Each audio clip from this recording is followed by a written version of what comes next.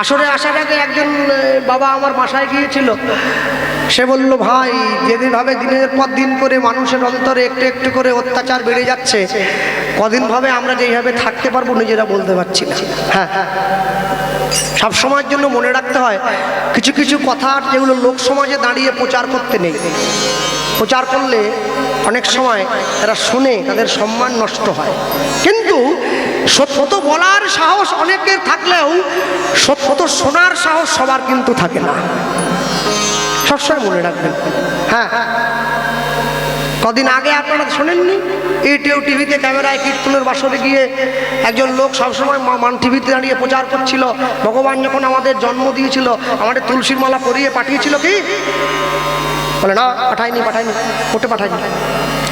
ভগবান তুলসীর মালা যদি দরকারি বলে মনেই করত, মালা পরিয়েই পাঠাত।